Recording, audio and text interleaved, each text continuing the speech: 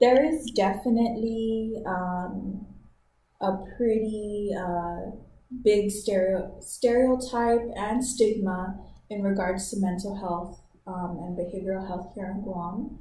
Um, so the negative perspective and connotation that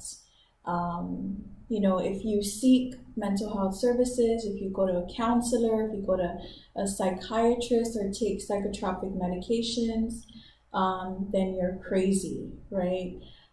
You're Brody or, right, there, Babalunia, there's something wrong with your head, right? So there's still a very significant sense of shame when you seek mental health treatment on Guam, for specifically for Chamorro people. I think in more modern times, that's where you see a stigma, right? I mean, like even the idea of going quote unquote to mental health, it's like, oh no, you must be crazy. If you look at traditional culture, not just for Chamorros, but throughout Micronesia, I mean, therapy is a very foreign concept. And you see this throughout the Pacific, and largely because one of our core value or core practices is that the problems or issues within the family is dealt with in the family. So to go outside of the context of family is almost a cultural taboo, right? So on the one hand, there's a very big, deep resistance to participating in therapy, and it's almost as though sometimes people feel like they've really failed to have to get to the point where they need to participate in therapy. So I think in a very strategic way, those issues can be addressed and can be incorporated so that the whole family is engaged in the process. So it's not as though this one member is betraying the family by going to seek out help.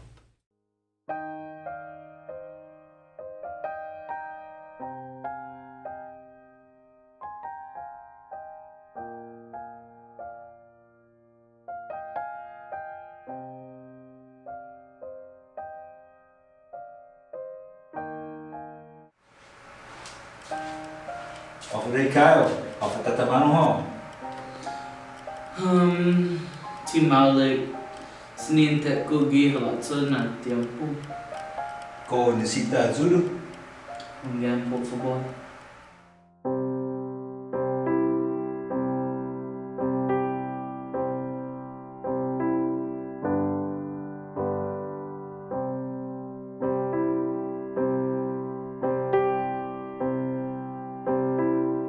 I think that things definitely are getting better. People are talking about things a lot more, and things have definitely evolved in a very interesting way. Like, for example, if you go to the movies and the commercials at the movies, I've seen several commercials around Guam behavioral health and suicide prevention, and just young people talking in general about getting help. So I think those are good things because, many people go to the movies, so that many people can go and see those commercials. I think those commercials shouldn't be limited only to the movies, but definitely I think it's a start in the right direction. And we do have, like in our community, we have so many different kinds of outreaches, right? There's outreach at the mall, at GPO, at Agania Shopping Center, where you have all the different agencies talking about mental health. I think the interesting thing, the thing that's, so overall I think that things are getting better, but there's still like a stigma and a taboo. And I think it's because if you're admitting that you have a mental health issue, or if you have, depression, or if you're having suicidal thoughts, it's almost maybe admitting that you kind of have a weakness or a limitation, right? I think, there's a difference between the perception of mental and behavioral health on Guahan and the perception of mental or behavioral health in Chamorro culture. So I think in the context of our Chamorro culture, we have a lot of times the word that's used is a high tolerance, but I don't think we have a high tolerance for it. I think we have even better than that. I really think we have a very endearing sort of response to people with mental and behavioral health problems. And we see that, and there's actually key words even in our language, right? Like Mariao, for example, or there's other words that show that we've kind of incorporated them as part of community. And so I think you see that in families, especially where caregiving for their loved one happens at home. Even if it's very challenging, I think they do what they can to try to be able to provide that care at home until it comes to the point where they can't handle it anymore. I think, I have to go back and talk a little bit about like history, right? I mean, and mostly my personal like history. I grew up with an aunt who I lived in the house with, my mother's sister, who was a few years older than me. So she was like when my grandparents like worked or I was sick or whatever, she was like or they went out. Like she would watch me, and in her like 20s, she got pregnant, and like before the baby was born, like during her pregnancy and then after the pregnancy, like her behavior became very bizarre. Like very bizarre. She was having hallucinations, she was having delusions.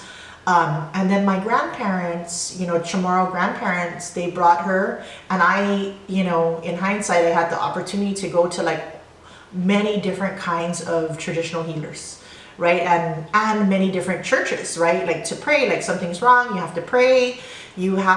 Somebody made her sick or something made her sick, whether it be the Tautamona or like another spirit, like what happened, right? And fast forward, we did all of that.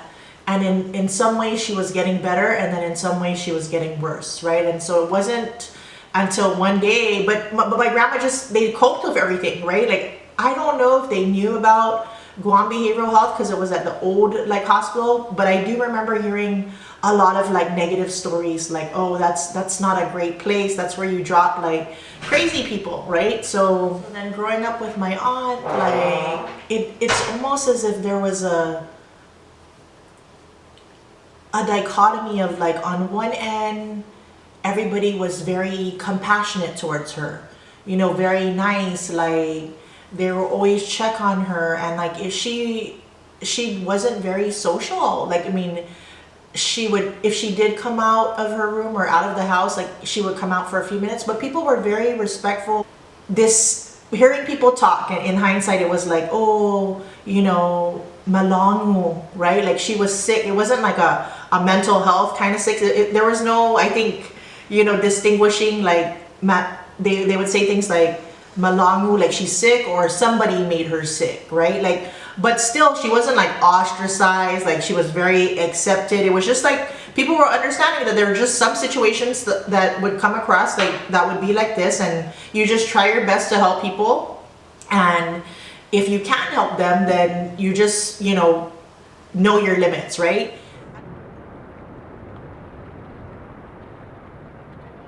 So integrating cultural practices with Chamorros are very like that. Storytelling, talking about genealogy, and then using music, right? And language, right? To within treatment and therapy is very effective, because again, the more Western models are structured in a very different way, right? There's a lot of homework and just writing, right? So it's one thing, it's uncomfortable already talking about all of your inner secrets and problems with someone you don't know, and then writing it down and giving it to them makes it even more threatening or scary, right? So incorporating more of those other types of cultural practices in therapy is very effective for Chamorros. So I think for me, the behavioral health glossary, people, and I think the reason why, because we have a lot of different providers on Guam that might not be Chamorro, right? So if they hear something like, oh, the Tautamona, or like, oh, Mamalangu, right? If they had this resource, then maybe they can, instead of just treating with like medication or whatever they would treat with, they can learn to maybe triage a little bit better and like seek, whether it be a traditional healer or another kind of like another avenue of like healing, right? So I think it's definitely a resource, to have a better understanding of culturally, the cultural framework, because maybe what some people might think of as a big deal in terms of like I was telling you, the paranoid schizophrenia with my aunt. After all, she went to the traditional healers. We went to every single church. We did all of those things, and then finally, my grandma was telling my aunt, and my aunt tells her, "You need to take her to Guam Behavioral Health." And my grandma's response was, "Parahafa. What for?" I think the behavioral health glossary, is very important because it's a resource for people, especially people that are new to Guam or even new to behavioral health, right? Because it just gives a different perspective of like what our culture views or thinks about mental health, right? Because I think it's very different. The other thing I think that manifests a lot in terms of coming from the cultural lens and with cultural competency is our traditional belief systems in the Tatamona, right? And in our spirit world. So we really do need to create a safe space for people to explore that part of themselves and to feel like it's safe in therapy to be able to talk about, my grandfather's spirit, I felt him last night, and, this is how he's impacting me today, and those sorts of things. So I think there needs to be great accommodation for that. And, an example of something that we had in one of the clinics that I worked in is we actually had established an altar, our ancestral altar, where we had put whoever that person was for us, we put photos of them. And so when clients would come through, then we introduced them. This is my family, this is where I come from, because for us it's really important to kind of place yourself socially in terms of the clan, right? And so one of the first, what's your last name, who's your mom, what village are you from, that sort of thing. And so we spend great care in being able to kind of place each other. And it's not just a one-way street because we ask very intrusive questions, right? And so it's allowing them also the opportunity to be able to get a sense of who we are. And that, of course, helps to build not just rapport, but the trust in the working relationship. Yeah, I think it's inevitable.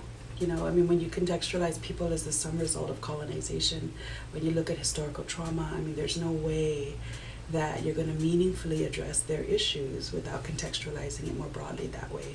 And I think that really kind of helps people to see that they're not such failures, because if you just look at, oh my goodness, I just beat up my family, what kind of a person am I? And you contextualize that in terms of like historical pressures and stress, then I think that really helps people to kind of feel like, okay, this is what's going on, and now I can set my life straight. And part of the cultural competency piece, of course, is reconnecting them whatever way that you can in terms of their indigenous identity. And that's a very delicate thing, because it's something people don't talk about, but when you find that plug-in in terms of the sense of who they are and their self-acceptance, then that's really where empowerment begins.